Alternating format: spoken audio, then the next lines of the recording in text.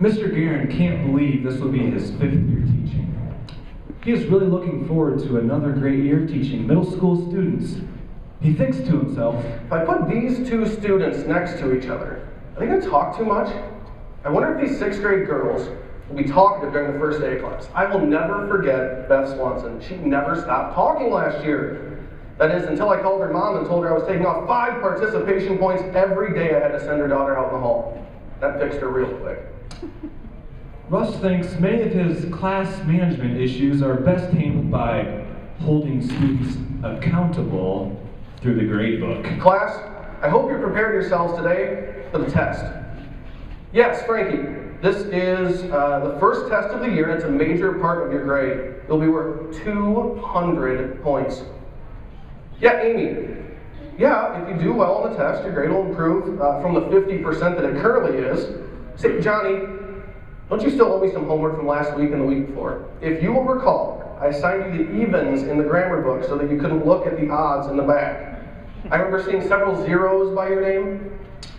Later, Russ wishes he wouldn't have used that test from the book.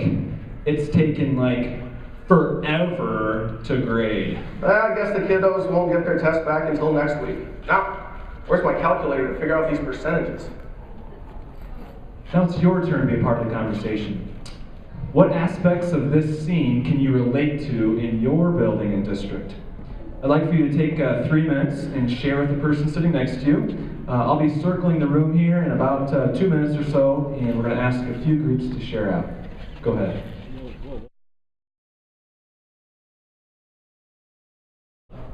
Russ is now reading his email.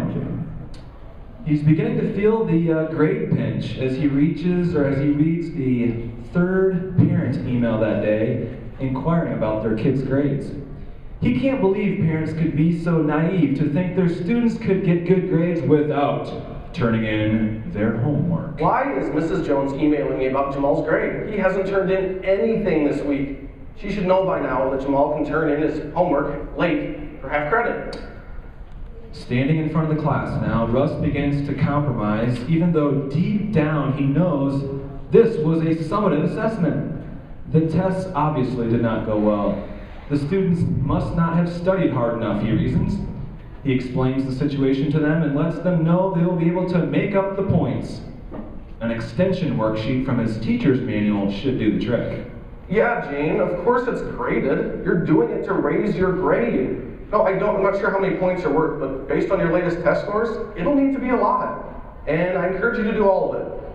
Sammy, please get back in your chair. I know you're happy with your B, but you should really be aiming for an A in class. Now, who brought their extra credit Kleenex? It's once again time for your contributions. What role does extra credit play in your classroom, building, or district? How does this change, or not, in a one-to-one environment? Please take a few minutes to share with the person sitting next to you. Again, we'll be circling the room and looking for a few folks to share out.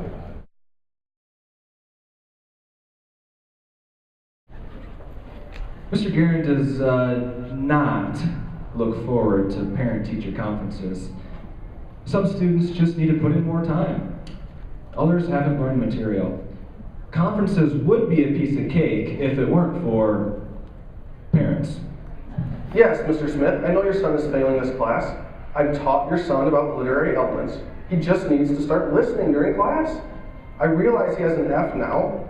He just needs to start turning in his homework, too. If he would start turning in his homework, he just might start doing better on the test, too. My fault? Somebody has to be here at 7:30 to make copies, and that somebody is still here at 4:30 grading papers. Which one of us is that? Mr. Guerin needs to be careful. What is your son doing to get his grade up? No, Mr. Smith, I taught these literary elements to your son.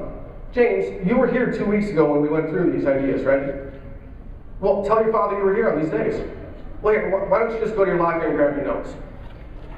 So as Russ turns to James's dad and winks, he taught it.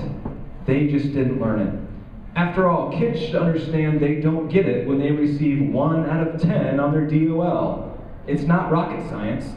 Students like James should realize they're failing and step up.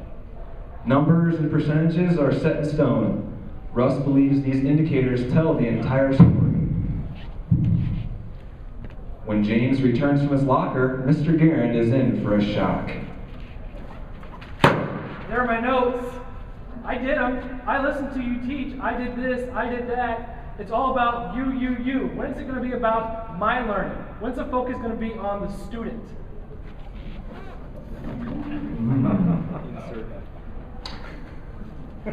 It's once again time for your participation. Where's the focus in your district, your building, your classroom? Is it on teaching? Is it on learning? How did it get there? Does a one-to-one initiative change the focus? Why or why not? Once again, a couple minutes, we'll be coming around to hear your perspective.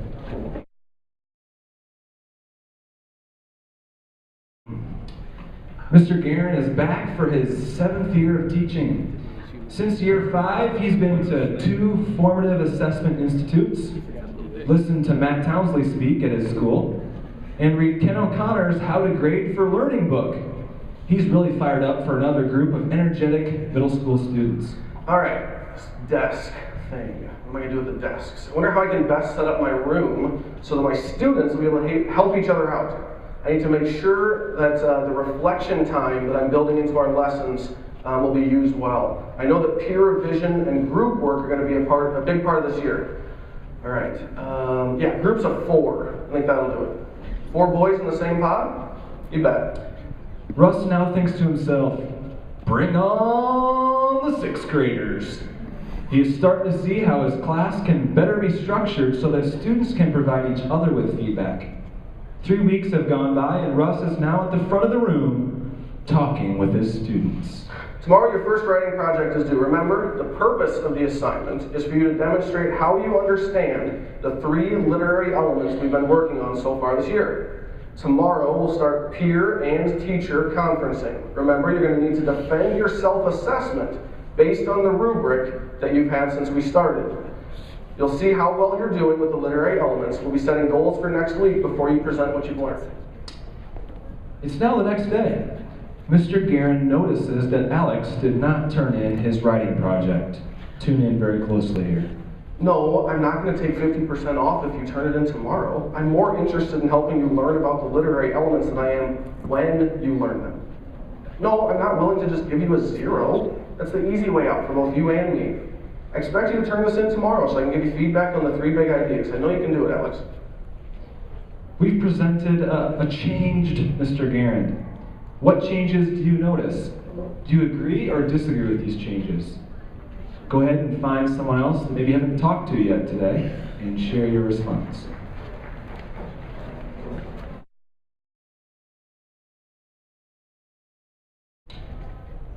It's that time of the year again. Parent-teacher conferences. Russ is excited to talk with parents about the new way he is reporting student learning. Good evening, Mrs. Johnson. Have you had a chance to look at your daughter's progress report yet? Yeah, I'd like to explain why it looks a little bit different this year. Do you see this list of big ideas? Okay, Susie is doing really well in these areas, but she still has some room for improvement in this area. Yep, you're correct. I don't have any late work penalties. No, ma'am. No extra credit in this course either. Keep your Kleenex. Correct. If Susie demonstrates tomorrow that she's secure in that area, her report will immediately change. No, I'm not crazy, Mrs. Johnson. I'm more concerned about your daughter learning these ideas than I am about penalizing her for learning a few days later than her peers. Yeah, I understand it's important for you to know if Jamie's turning her work in on time.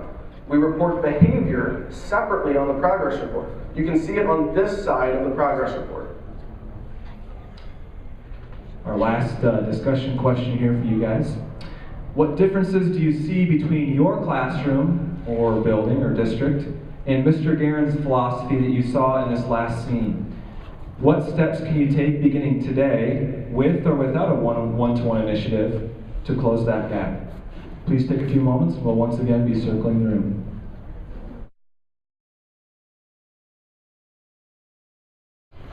Okay, what Russ and I would like to do for the remainder of the time here is just share a few of the big ideas or some take-home points, if you will. The first take-home point is that feedback trumps grades. I'm going to ask Russ to talk a little bit about that in his classroom and what they're doing at their building. Okay, so with the way we're doing the standards-based reporting is that it's all based on beginning, developing, secure, and exceeds levels. And so the idea is that in the classroom, I'm constantly conferring with students one-on-one. If they've got everybody's working on something.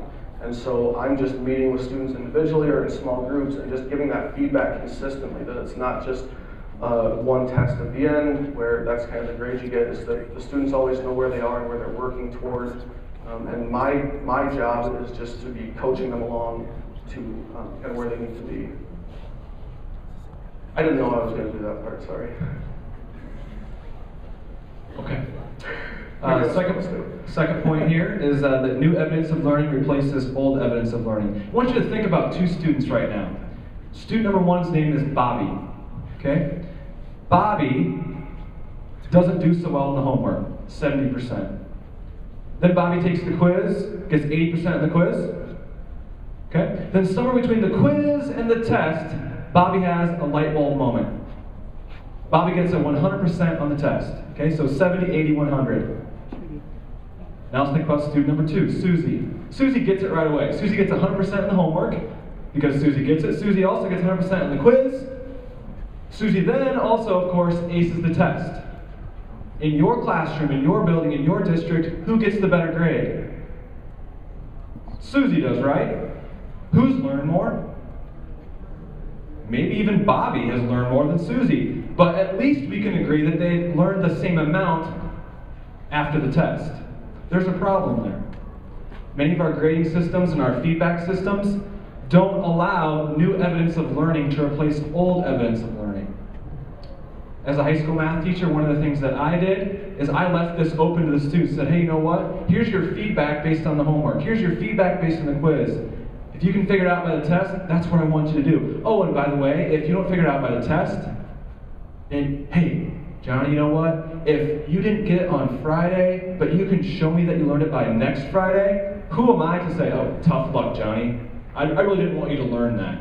There's no way you'd say that. You'd say, Johnny, I want you to learn that. I think it's outstanding that you took the time or that you got the feedback and the support to learn it, so I'm going to reward you because just because you learned it a week later doesn't necessarily mean you're any better or worse than the student who learned it by the test date. Is that a piece of the culture in your building? Is that a piece of the culture in your classroom? That's one of the biggies that we believe is worth taking home today. Thank you. One more. It was mine. My name's actually next to it on my script here. That's my fault. I was thinking about this. So I teach English, and so I can give you an example from writing. Students turn in essays on their blog, so they write I'm thinking recently they wrote a short story. So they post the short story on their blog, they give me a link on Edmodo. I go to the blog post, I pull up Digo. If you guys don't know Digo, you can kind of highlight on websites and stuff like that. So I use Digo to give them specific feedback in context. You know, I might say, this introduction didn't really pull me in. What do you think about asking that question or start writing the action? Something like that. You know, or I could say, this dialogue isn't really helping me understand the character any better. It just seems like it's there because you knew you needed dialogue. So I can give them that specific feedback. And then I will go back to Edmodo, and I'll give them the link to that Digo page, so then they can read all my feedback right in context. What they then do is they revise, they meet with me, they talk to a friend about it, they bring somebody else in, and they revise it. When they get done revising, then they resubmit it. And that's that feedback cycle. And at no point here have we talked about any points that they're at, any letter grades that they're on, anything like that. I will reference a common rubric that they have and that I have, and I may say, you know, think about in these short stories, one of the things was theme. And the difference between developing and secure was that in developing you explicitly state the theme. That would look like, in the conclusion I might say, so the next time I go outside without telling my parents, I better be ready for trouble. That would be explicitly saying the theme. Whereas what we want them to do is that theme needs to be implied. And so the student can look at the rubric, and I might say something like, take a look at the rubric, kind of sitting right in the middle between developing and secure on the theme, and they've got that rubric as kind of a map to guide them where they need to be. I blogged about this a couple weeks ago. I had a student who sent me a message on Edmodo, and she said something to the effect of, I've revised my essay, Mr. Guerin. I want you to take a look at it. I want to prove to you that I'm secure. And that was kind of a cool moment for me because I feel like that conversation is starting to shift, where we're not talking about, can I get some more points or anything like that. But then I just updated that blog post yesterday because I got a message on Edmodo from a student who said, can I revise my essay to get some more points?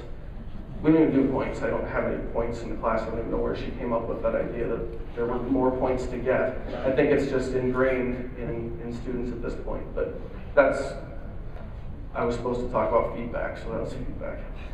Another example here, I had a student teacher last year, and one of the things he decided to do is after an assessment, he helped the student realize through the feedback he gave that the student didn't understand this idea in geometry. It's the triangle inequality for the math teachers out there. And the student was someone who had difficulty expressing themselves kind of in a written form, more of a hands-on type person. And my student teacher, being very intuitive, latched onto this. So I said, hey, Frankie, you got 3 straws at home. Could you bring those in tomorrow? And could you show me what you mean about, could you show me what you understand about this triangle inequality thing? And the student did that. As the student created a triangle and talked my student teacher through this idea, it wasn't written down on a test or anything like that, but by golly, as I observed it, there was no doubt in my mind, there was no doubt in my student teacher's mind that that kid understood the triangle inequality. So guess what happened in the grade book? That student's level of learning went from his old level to that new level right there on the spot. And we talk about differentiation all the time. I've been to plenty of differentiation workshops, and sometimes grades and points get in the way of differentiation. And I think that's a perfect example of how when we really are focusing and reporting learning, we really open ourselves up to what differentiation really is. It's a conversation that we had in the back toward the beginning too. This is one of the reasons why I like being so connected to Matt's my brother-in-law. I don't know if that was obvious or not. And so, but it's nice because Matt's got that math background, whereas I'm in the English classroom, and so that's awesome that a kid can just say, now I get it, and here's how. Whereas for me, in the English classroom, we take a month where we're daily building to this short story climax where the kids publish this, 900,000 word short story, and the kid's beginning on everything, The introduction's bad, there's no theme. And so now I'm supposed to say to the kid, okay, write me a new essay. And we're moving on to the next writing project. So these are, I guess the only reason I'm telling you this, because I'm seeing a few people nodding, is it's not like this is, again, I have no magic dust. This is not easy. This is not saying tomorrow just start doing this stuff and everything will go smoothly, but it's better. And that's why we continue to work at it, because we know it's better. The kids know it's better too. Good, so we haven't talked a whole lot about grades, and I'm going to ask Russ to talk about grades when necessary. Grades when necessary. Some of us are in that reality that grades are necessary. We have to have them for whatever reason. They must have meaning. Yep. So like I told you before, our middle school, next year as a 6th grade teacher, I will not report out an overall grade. My students will not get an English grade. And to me, that was the biggest battle that we could win. If everybody could get there, that'd be awesome. But I know that that's not where most people are. When I think about meaning, I think about meaning to students. So if a student has a B and the kid next to him has a B+, they better know what that means. Why does this one have a B+, and what does that plus mean next to their B that's not next to mine? Think about parents, because they want to know what is that? So they have an A, what does that mean? If they have a B, if my kid has a B, what does he not know? What does he know? What can I help him with at home? That kind of thing. I think about it especially for teachers down the road too. So if my next year, the 7th grade teachers can see the grades that my kids got, and if one of my kids has a B, what does that mean? What do they need to start the year off helping them with? Because I didn't get it done this year, so what needs to carry across? So grades have to be a tool for us to communicate. I mean, that's the whole point. They need to be informative so that we can help each other understand. Like all the stakeholders, everybody that's involved, students, parents, teachers, administration, colleges, whatever, they need to, I caught myself, I almost went on a soapbox there. Hey, we can talk about colleges for a second. That's good. Yeah, next fall, just 6th grade will go standards-based reporting. So we'll have the Iowa core standards, and that's what we'll report. We're actually condensing the Iowa core standards into report statements. So there will be a progress report statement that would be much easier to understand, much simpler for parents to understand. So you guys know, that's not a shot at parents, but it's like, instead of the 4 standards that deal with comparing and contrasting, blah, blah, blah, blah, blah, let's say compare and contrast. The following fall, we'll roll it out for 7th grade, and then we'll reevaluate, and then the following fall, 8th grade. I'm sorry. Yep. So if students are taking a high school class in middle school, they'll take it for pass-fail. What I'm saying about this is like 95% accurate. I'm not 100% sure. And we've done, so when we presented to the board about the idea, there were a lot of questions that the board and the parents had, you know. If my kids are going to have GPAs in high school, then they should start practicing them as early as possible. That was awesome because our school improvement team tracked the data. They found that actually, as soon as from when you start getting a GPA, so they tracked our current 12th graders at Waukee High School.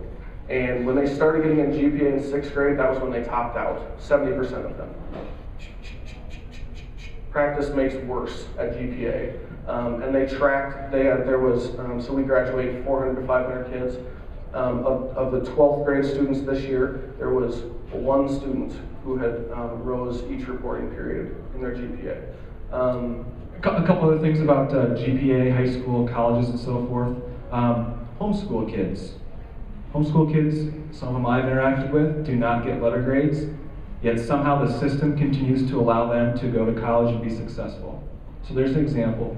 Here's another possibility. Let's say it's Sigourney High School, College Community High School, Solon High School, Waukee High School, Tipton High School. Let's say all of those collectively say, you know what, we're going to go to strictly standards-based reporting.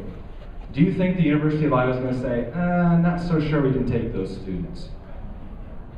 You think Wartburg College is going to say, not so sure we can take those students? I don't think that's going to happen, folks. There's a cycle. You know, there's a cycle, and at some point we have to break it. And I guess I feel like instead of waiting around for colleges to say, you know, we'd rather have you give us something, because what I feel like is we're giving them something better. I mean, I'm letting them know what my kids actually know and can do, and portfolios. Here's the other example. I didn't go to the University of Iowa, but I hear at the University of Iowa that in some of your introductory classes, you sit in a room kind of like this, with maybe 100 or 200 people, and there's someone up here lecturing the entire time. Kind of like this. Okay? So my question is, why aren't we doing that at Waukee High School with our 9th graders to get them ready for college?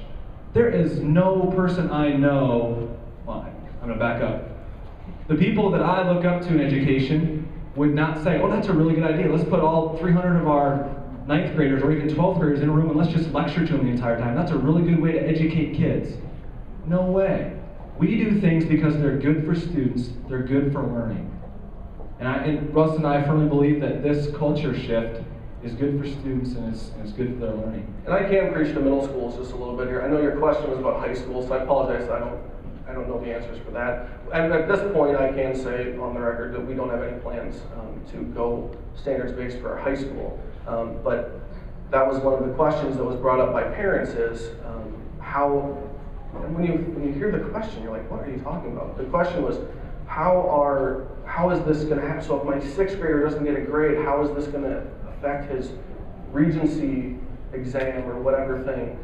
I don't even know what that is, and so our district school improvement team called the board of regents and talked to her, and she was saying, so we have parents who are curious about how we want to go standards-based grading in middle school, and we have parents who are curious about how it's going to affect college entrance.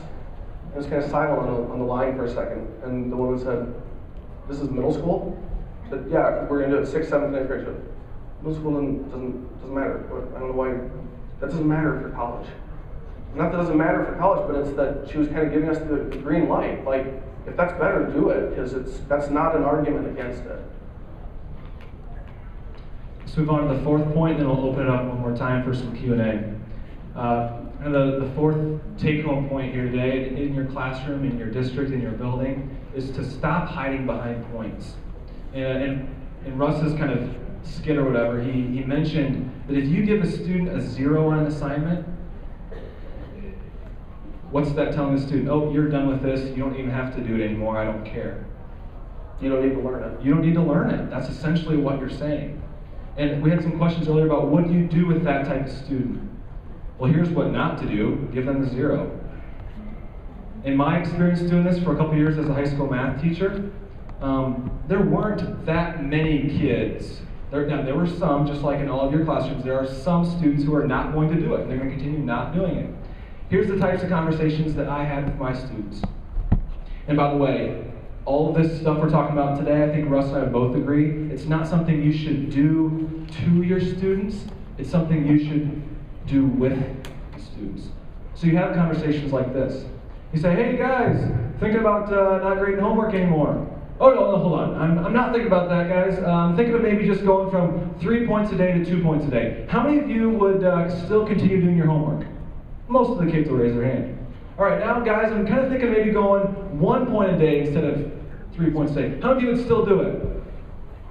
Some of the kids raise their hand. And they say, okay, what if homework was worth 0 points? How many of you would still do your homework? And there's a few kids that raise their hand and say, yeah, I'd do it because my mom would make me, or because I want to be a good student, or whatever. Okay? And then you say, okay, if you all decided to not do your homework, how well do you think you'd do on this test, this upcoming test? And some of the kids, oh, I get an A or a B or whatever, and chances are they probably would.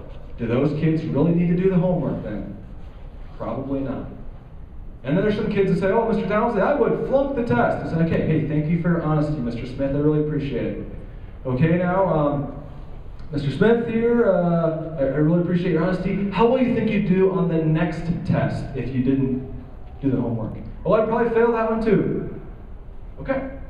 What about the third test? How well do you think you'd do? Well, I'd probably fail that one too. Okay. Now that you're hearing yourself say this, why wouldn't you do the homework? Why wouldn't you do whatever you need to do to learn? That triggers something in some of the students' minds.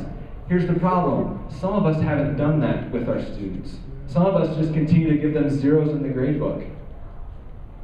Okay? And then, of course, there's students who still don't do the homework. Again, it's not that many of them, it's some of them. And instead of giving them 0s, everyone else is doing their thing. You pick out those 3 or 4 or 5 students in that class, and you actually talk with them like they're a human being, and ask them what's going on in your life right now. What is it you don't learn? How can I help you learn? Rather than just slapping a 0 on the grade book. In my experience, for 4 years of my teaching, I hid behind points. I didn't have those conversations with students. I was really comfortable with just giving out 0s or 50% off or whatever it was. I didn't have those conversations with students like they were people that really desired relationships. I think that's what Russ was alluding to earlier about relationships. I can give you one success story at least. We worked on a passion project for about a month in class before Christmas break.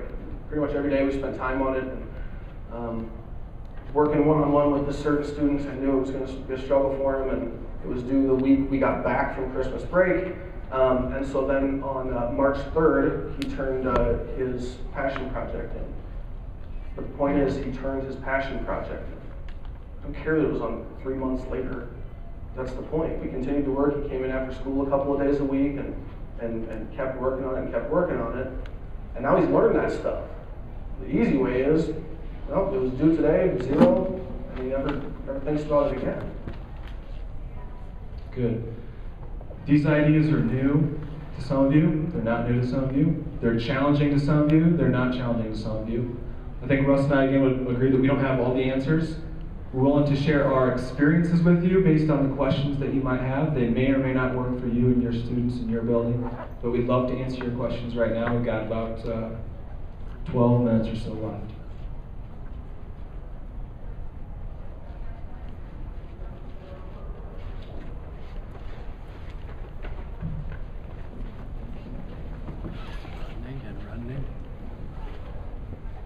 does this approach apply to, in the way that we're shifting our focus and our grading and allowing projects to be turned in 3 months late? Does that, in your mind, translate to real world accountability? Great question. I think that obviously that one may not, but I think there are a couple of things. One, it shows perseverance on his end and on my end, and that obviously 3 months late is not acceptable in the real world, but I think my job in the classroom, it's not acceptable for me to just say, well, you don't need to learn that because you didn't feel like it.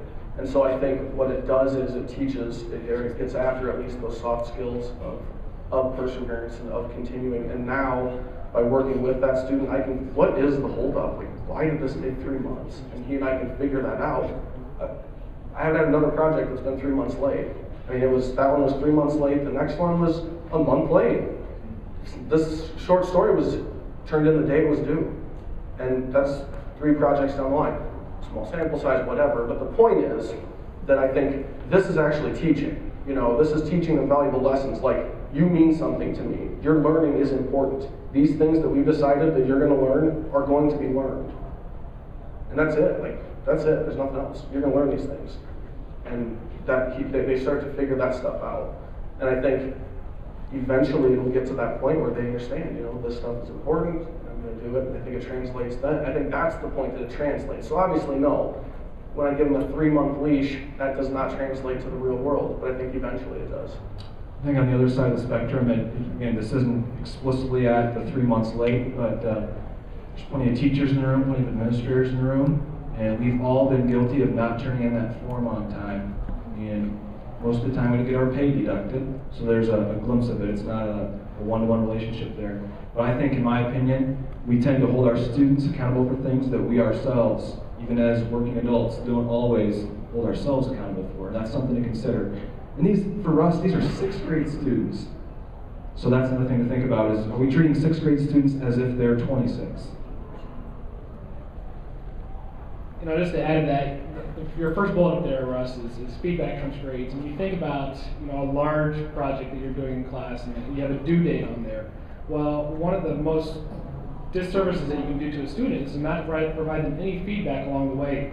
So, you know, if you're a teacher and you're providing that quality feedback throughout all those different steps of that large project, then you're going to provide them the feedback that they need to get it done on time. So you're going to have students that maybe miss the deadline, but for the most part, it's still your job as a teacher to progress monitor along the way to make sure that they're going to meet those deadlines. And that's the same way in the real world. We all have bosses, we all have people that are providing structures for us that allow us to meet our goals, turn in our forms on time, but they're providing us feedback along the way. Speaking of deadlines too, that passion project I was talking about, so the way that deadline worked was it was a floating deadline. Those projects were due the week we got back from break. And so they set up their own.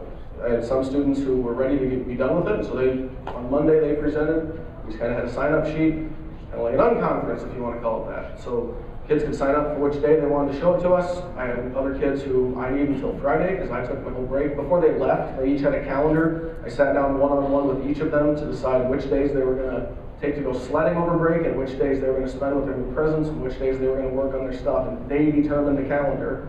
And then they determined when it came in. And obviously, again, I had some of them still didn't meet the deadline that they had set, but we're starting to move to shift that responsibility of the deadline setting and the organization, the responsibility onto a collaborative thing instead of me just saying, do this day, that's it. End of story.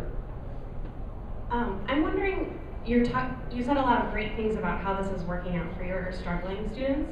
I'm wondering how it's been working for your students on the other end, the gifted students, because ideally, it would be really great if they could also show mastery earlier and be able to move on. Have your teachers really been prepared and able to do that with them so that they're not kind of just dawdling and hanging out? Yep. My colleague that I share a wall with has our advanced English class, but one thing that she did was we were coming up on a poetry analysis project. And so everybody else was analyzing poetry and writing an evaluative essay about it. But her kids were already doing that. And so what she had them do was step it up, and they wrote plays instead of writing poetry. And so by continually monitoring and checking that feedback and letting new stuff. So she realized these kids don't need to do this, they already do this, and so it gives you that way. And I think it takes away an out for teachers, because for teachers it would normally be like, oh, they'll get an A, so they can just hang out until we take the test, and when they take the test, they get an A, everybody's happy. Well, no, you're happy, but the kid isn't happy, they haven't learned anything. The parent's happy, which is because they got their A, but the student's still not happy. So I think it's just getting to know your kids, find out who they are, what they know. One question here. How much time do you spend large group instructing versus conferencing in small groups? The way my classroom is set up, I'll give you my ideal day, and then I'll give you my average day. So my ideal day is about a 10-minute lesson where we're pretty focused, large group, on something, and then the kids know they have that application time. So I end the large group lesson sending them out with something to do or to look for. So if they're independently reading, they're looking for something. Like we're studying the difference between fact and opinion. We may take a text, read through it, analyze it for fact and opinion, and when they go out, they're reading and looking for fact and opinion. They have an exit card where they're going to leave me that. I use that to know for my groups the next day. These kids got it, these ones didn't. I meet with these guys to talk about it, blah, blah, blah. That's my ideal day. Most of the time, it ends up being about a 15-minute large group instead of 10-minute. Then they still have about 25 minutes of that individual conferencing. I conference for 20 minutes a day. I'm tired, I'm dog tired when I get home from school. On my feet all day, talking with different kids. I have 60 conversations a day. As a high school math teacher, instead of giving students points for a quiz, I had imagine kind of a matrix along the side over here, along the left would be the learning targets, the big ideas for that particular assessment. And there's a Likert scale of I don't get it to I totally get it. And before students would turn in their quiz, the learning targets were tied to specific questions on the front of the quiz. And then ask students in pencil to circle on the Likert scale where they think they were in relation to understanding those particular learning targets. And then what I would do when they handed them in is I would write comments, and good job here, if you thought about this on the front. And on the back is I would circle where they're at on the Likert scale. And there were two reasons for that. One is you can see the gap between where the student thought they were and where I thought they were. What a great parent-teacher conference conversation. What a great conversation with the student. Another neat thing is that I could identify students who were doing really well on a particular learning target, but maybe struggling in another one. Let's say they're doing really well on learning target 1, but not 2 and 3. And then somebody else is doing good on 2 and 3 and not so well on number 1. Rather than me standing in front of the room and going over all the questions kids struggled on the quiz, I matched up those kids with relative strengths and weaknesses. So handing back the quiz became an active, engaging activity. And so I matched those kids up. I knew exactly who to go to in the room, who I thought this group might struggle the most. And during that 5 or 7 minutes where they're going over their quizzes together, I would facilitate conversations, walk around the room, bring it back to large group discussion when needed, and really make that assessment a feedback opportunity rather than just, I got this many points, I'm going to go and put it on the fridge or recycle it or whatever kids do after they get a quiz. Sure, let's make this our last question.